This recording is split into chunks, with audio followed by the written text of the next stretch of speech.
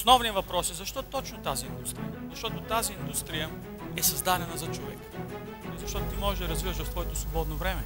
Всеки един обикновен човек с малка инвестиция може да има изключително големи приходи. Защото тази компания е сензация на пазара в България. Аз искам, защото заслужавам. Аз мога, защото съм способен. Аз ще, защото няма да се откажа.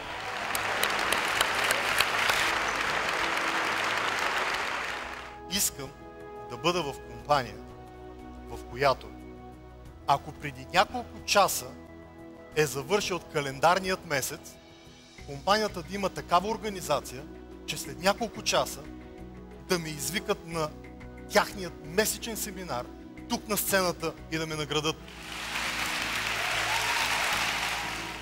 Ще поканя всички, които достигнаха преди няколко часа ранг Стар 1.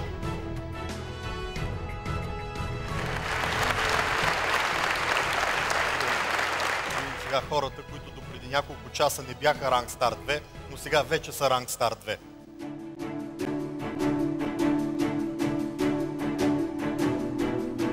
Десислава Георгиева, ранг Стар 3.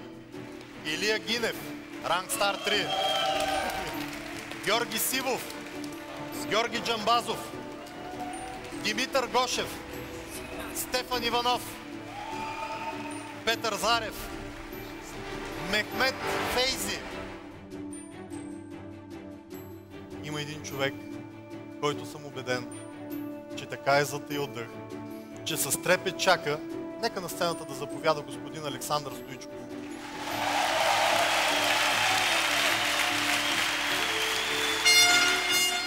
Нека все пак всички да видим какво точно заслужава бизнес партньор като господин Александър Стоичков.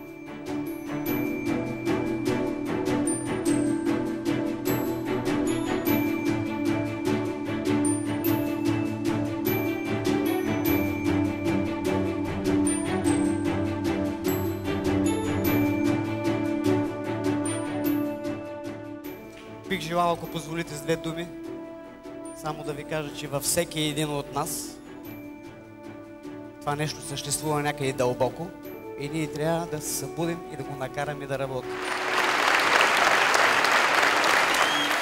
Заповядай. Просто толкова съм развълнуван. Не знам как да го опиша. Това по никакъв начин, което изпитвам в момента, не може да се купи с пари. По никакъв начин.